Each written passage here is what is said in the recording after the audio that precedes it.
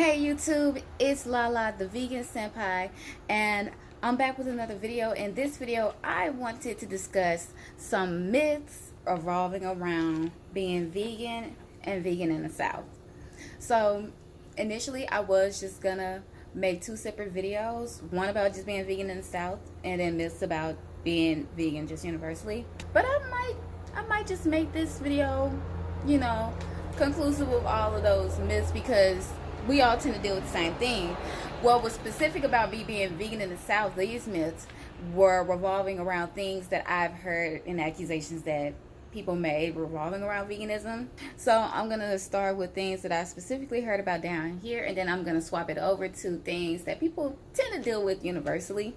So this is not the end all be all. These are literally things that I've personally had to deal with and accusations that I've heard from other people. Because part of my channel is also dispel some myths of revolving around certain things. And with me being a vegan senpai, of course I got to talk about veganism. So let's get started.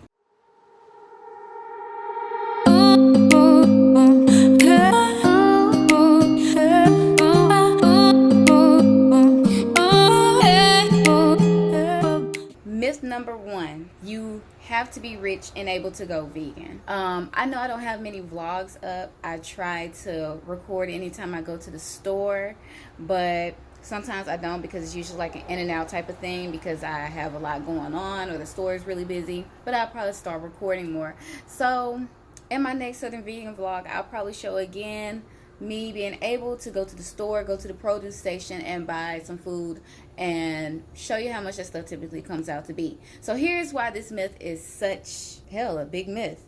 When you go to the store and you look at vegan items, the only things that are really just expensive are processed vegan foods, and that also depends on the brand as well. So if you're getting like expensive brands like Follow Your Heart, these called Chow, I think Super True got some meatless brands that they're kind of like on the lower end, simply because I think they're like a branch of Kroger. But who else? There's another brand, Gardein. Now, that's not to say that those processed foods aren't like delicious or whatever. If you want to go buy them every now and then, you can.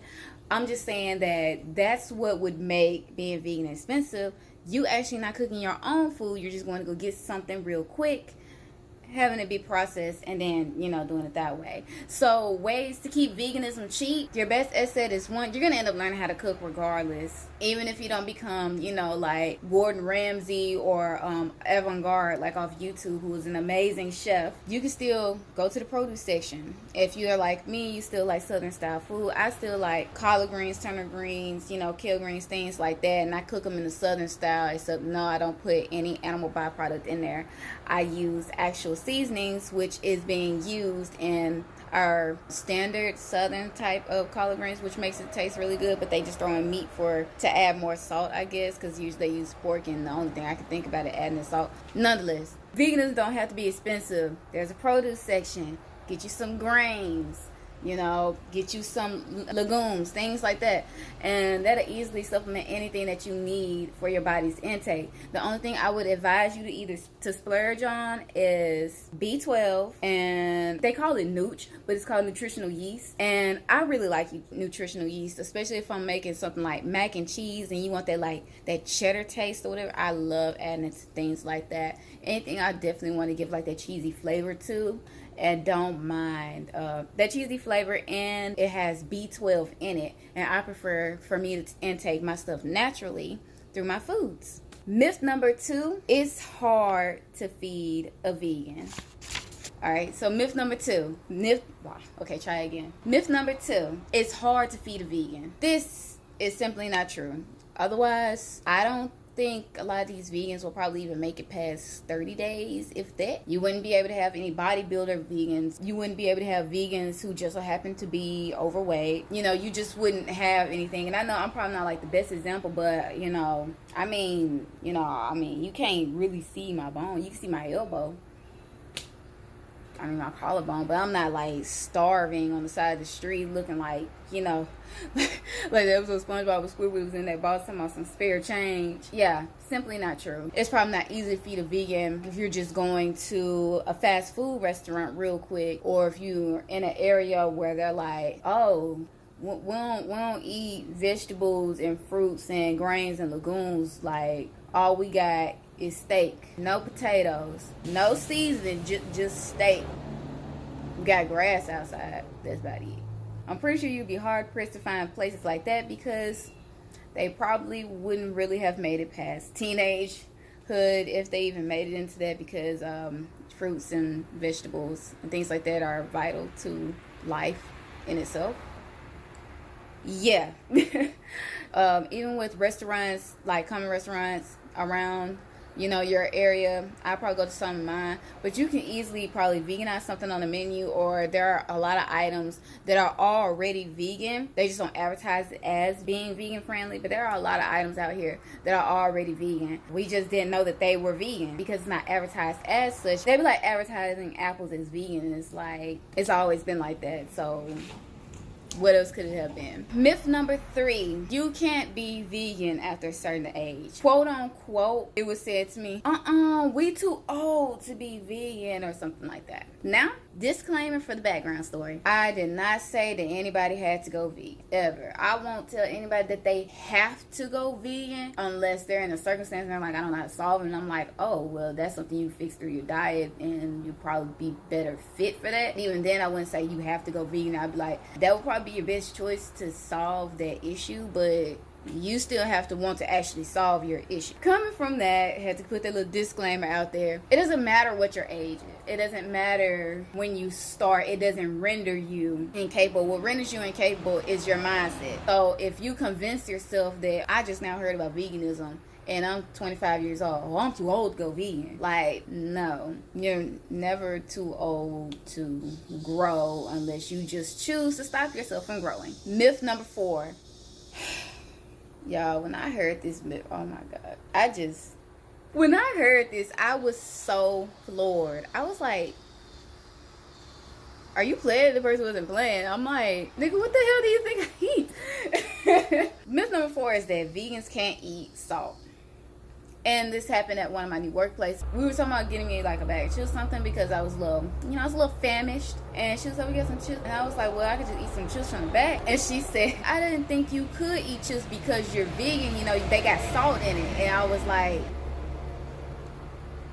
what? So she literally thought that I could not eat salt because I'm vegan. And I'm like, no, I can eat salt. Salt doesn't come from animals. And she was like, yeah, but you vegan. So I thought that meant that, you don't like to eat food and that you don't like to eat a lot. And I'm like, that couldn't be further from the truth. But yeah, I actually heard that, like I just said, salt doesn't come from animals. So we're good. Myth number 5, you can't veganize your favorite food. Boy, let me tell y'all some stuff that I learned since going vegan. That is a whole lie and a half. You can definitely veganize some of your favorite foods. I've seen people go as far as making vegan steak. No BS. Avant-Garde, I'm gonna try to remember to put his channel like down in my description below. But Avant-Garde, I've seen this man do some amazing stuff. I've seen some other people do amazing things. People use oyster mushrooms as like a replacement for the texture instead of like chicken. So they would make fried oyster mushrooms, which I love. Mushrooms, they are so good. And the only place I could get them from was the Chinese store back at Starkville. But I guess it's nonetheless. But still, man, I miss me some oyster mushrooms. All I'm saying is that that's a whole lot. Like, I have veganized a lot of my favorite southern dishes, and really a lot of it was just swap this for that. So if I needed to add milk, if I wanted it to have a creamier texture, okay, I'll add some milk, depending on the milk texture that I want to use, almond or soy. That'd be for one of my cooking videos where I share those recipes with you guys. You can do a lot. It's just learning to not restrict yourself and to know that there are tons of things already handed to us through nature to use. It's just experimenting, figuring out what you like and just using it, Okay, so myth number 6. There's nowhere for you to be able to eat. Like, nowhere, none, zilch. Like, how are you still breathing right now? You must be surviving off photosynthesis alone. No, that's no. Once again, A lot of our favorite foods typically are already vegan or pretty much close to vegan. All they have to do is probably either swap this for that or just not add a certain thing on there, and that is literally it. So yes, there are places that you could go and you can still veganize food even if they don't have like a specific vegan menu. Even with their vegetarian menus, it's typically easy to, okay, remove whatever animal product is on there, or when they're cooking it, please don't add it on there. And that's it. Because it's already vegan. We just went out of our way to make it not be vegan. Number 7, vegans hate seasonings and flavor. Really? No. All seasonings and flavors come from plants. All of them. All seasonings and flavors come from plants. I have yet to find a seasoning or flavor that literally have to go to an animal to get. Salt, pepper, cayenne, garlic, onion powder. All of these are plants, and majority of the flavors usually come from vegetables, oddly enough. So you have to put vegetables on your food to make it taste better. Think about it. Even when y'all cooking meat alone, we are still adding onions, bell pepper, things like that. Yeah, it's the vegetables that spruce it up, not the meat itself. And no, I'm not knocking you. If you want to eat meat, that's you, that's all you. I'm just saying that it's a myth to say that meat has a flavor when the only flavor that meat in itself contains is blood. They have nothing else to offer you. So that's it. That's the only flavor that you get from it. When you cook it, the blood just gets more watery, but it still has that bloody taste. That's why people get pissed off if the chicken ain't seasoned correctly. Please season your chicken if you're eating it, because that still bothers me. I am a flavor and season woman. That's still disrespectful in my book. I just can't. That's disrespectful. Put some seasoning on your food, please. Myth number 8. If you go vegan, that means that you don't like meat. And that's not per se for everyone. Actually, that's not per se for the majority of people that you might come across who are vegan. It doesn't mean that you do not enjoy the texture of meat. Yes, you enjoyed it, but you probably made your decision for different reasons. The top 3 archetypes that people usually go vegan over: ethics, which I think is the most popular one worldwide, health, and environment. So even if you're like, I don't care about my health, I just cared about the animals, and I kind of so care about the environment, so I'm go vegan. But when you go vegan, you end up helping all 3 anyway. Even if you did it for health, which was my initial reason. Sorry, y'all. It's humid out here. That was my initial reason for going vegan. I did it through the alkaline Dr. Sebi way. Shout out to him, because that shit changed my whole life. I loved it, and I want to start eating an alkaline diet again, and I plan on doing so. I did it for my health. Environmentally, I didn't realize how big of an impact consuming meat in the meat industry has on our world environmentally. I did not know that. Ethically, I recall like a time where I actually did not want to eat animals. I wanted to save them as a child, but I also had to remember, like, for one thing, I didn't have much of a choice. So it was like, look, you gonna eat whatever we got out here, or you starve it, which you probably wasn't gonna do. One. Second of all, today I love to eat, and I'm just like, well, damn. I did what I had to do, but see, after getting older, learning more things, learning that it was actually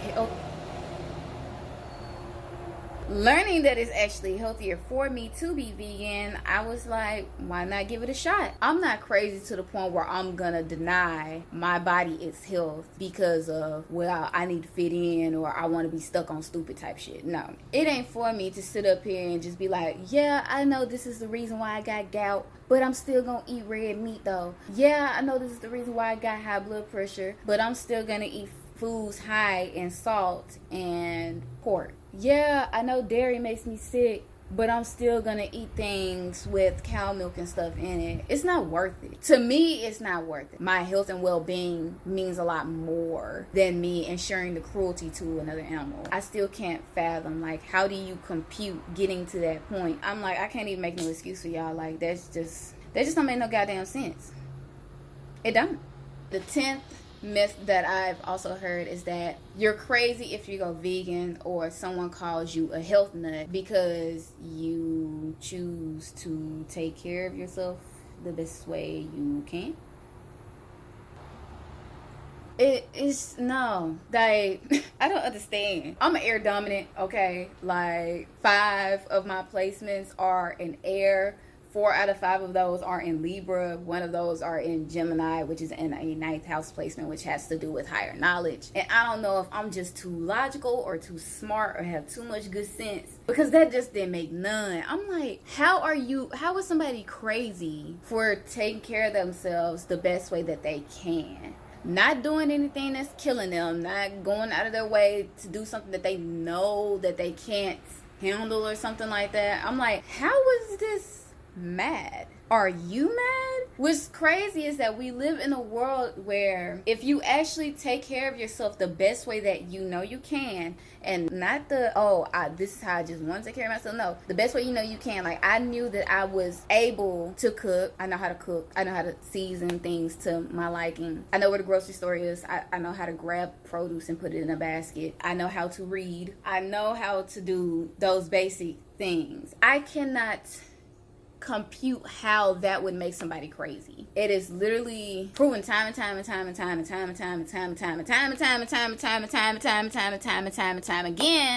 that this is literally like the best for your health. It's the best for the environment, and it is the best economically, well, depending on processed store. If you're actually eating fresh and making your own food, that shit is dirt cheap. And ethics? Which part is it? Is it crazy? Is it the lack of cholesterol that made it crazy? Or is it the low rates for high blood pressure? Is it the reversal of diabetes? Is it the people healing other illnesses that are commonly told that you cannot heal because your body is acidic as AF? Where? I don't know. And don't get me wrong, I love all of my subscribers. I love all of my viewers. Thank you so much for your support. And no, I am not mad at you if you still eat meat or any animal byproduct. You know, this is your journey. And whether you choose to go like, yeah, I know all of that, but I still want to do this. Okay, cool. Whether you're like, oh, I didn't know all of that. Now that I know I want to do this now. Okay, cool. Or if you're like, well, you know, I didn't know all this. Kind of still want to eat a little bit, but I might transition over. Okay, cool. That's perfectly fine. What's not fine is making wild accusations that are not factually supported about people because they're doing something differently from you, or they made a choice that's best for them.